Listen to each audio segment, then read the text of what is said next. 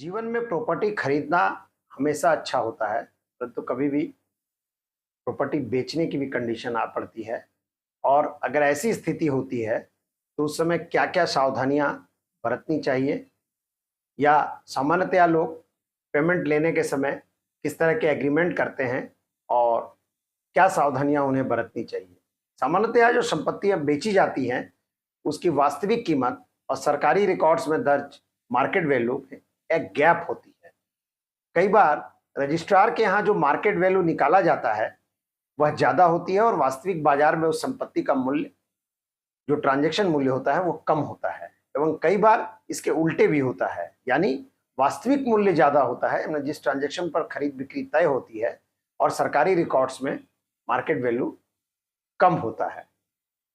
अब संपत्ति की खरीद बिक्री तय होने पर एग्रीमेंट की बारी आती है। तब सामान्यतया जिस दाम पर खरीद करनी होती है, यानी जो तय होता है मूल्य खरीदार और विक्रेता के बीच में, उस पर एक उस दिन एग्रीमेंट बना लिया जाता है, जिसे कच्चा एग्रीमेंट भी कहते हैं लोग, क्योंकि इसमें चेक से होने वाला पेमेंट और नगद भुगतान वाला हिस्सा भी जुड़ा होता है। और यह तय होता है कि फाइनल रजिस्ट्री के समय, क्योंकि रजिस्ट्रार का जो मूल्य है, जो रजिस्ट्रार ऑफिस में जो सरकारी रिकॉर्ड में जो मार्केट वैल्यू आता है उसी दाम पर रजिस्ट्री तय होती है। उस दिन इस एग्रीमेंट को डिस्ट्रॉय या कैंसिल कर दिया जाता है। और सामान्यतया इस तरह के एग्रीमेंट को लोग आमतौर की भाषा में रजिस्टर नहीं कराते हैं, या नोटरी भी कभी कभी नहीं कराते हैं। इस कच्चे एग्रीमेंट को किसी तरह का कानूनी जामा नहीं पहनाया जाता है, परंतु ये स्टाम्प पेपर में भी करवा लिया जाता है। एक मेरे क्लाइंट ने ही ऐसे प्रॉपर्टी खरीद तय की जिसका तय मूल्य था 18 लाख, लेकिन रजिस्ट्रार के यहाँ मार्केट वैल्यू उसकी थी 10 लाख, और ये तय हुआ कि 8 लाख रुपए नगद में भुगतान होगा और 10 लाख रुपए चेक के द्वारा भुगतान होगा। और उन्होंने 10 लाख के ही एग्रीमेंट बनवा लिया, यानी जो चेक से भुगतान था उस मूल्य पर ही एक एग्रीमेंट उन लोगों ने बनवा लिया। और उसके बाद खरीदार ने नगद भुगतान उस दिन किया नहीं, और उन्होंने कहा कि कुछ दिन बाद वो भुगतान करेंगे, और उसके बाद वो टाल मटोल करते रहे।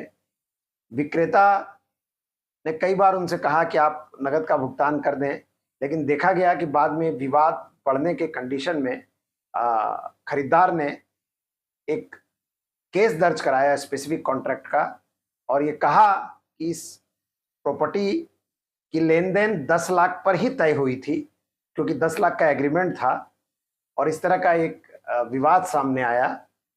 तो इस विवाद से एक बात निकल कर आती है कि एग्रीमेंट जब भी करें तो तय मूल्य पर करें, न कि जिस मूल्य पर एग्रीमेंट रजिस्ट्री होनी है उस मूल्य पर, यानी जो तय मूल्य खरीद बिक्री का हुआ है उस मूल्य पर एग्रीमेंट करना चाहिए। और सामान्यतया लोग यही करते हैं, और उसके बाद उस एग्रीमेंट को खरीदार या वेंडर अपने पास ही रख लेता है और उसकी कॉपी खरीदार को दे देता है। हालांकि एज ए एडवोकेट हम लोगों की सलाह यही होती है कि किसी भी प्रॉपर्टी की खरीद बिक्री में कैश ट्रांजैक्शन को अहमियत ना दी जाए, और पूर्णतया प्रॉपर्टी की खरीद बिक्री में बैंकिंग ट्रांजैक्शन को ही जगह मिले। पर सामान्यतया लोग ऐसा नहीं करते हैं, और प्रैक्टिकल यूज में कैश और बैंक दोनों को जगह मिलती है, और ऐसे केसेस हमारे पास आते हैं। इसलिए हमारा नैतिक दायित्व भी बनता है लोगों को गाइड करने का कि वो किस मूल्य पर एग्रीमेंट करें। तो एग्रीमेंट ऑलवेज तय मूल्य पर करें, न कि मार्केट वैल्यू जो रजिस्ट्रार के यहाँ दिखाई गई है।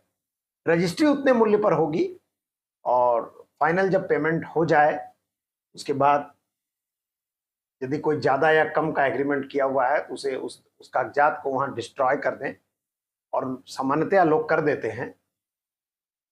तो कुछ सावधानियां यदि आप ध्यान रखेंगे और इस तरह से एग्रीमेंट को बनाएंगे तो किसी भी तरह की ऐसी ब्रीच ऑफ ट्रस्ट से बचेंगे। ये छोटी छोटी बातें और भी इस तरह के वीडियो में हम लेकर आपके सामने आएंगे प्रॉपर्टी से रिलेटेड। जुड़े रहें हमारे चैनल से। धन्यवाद।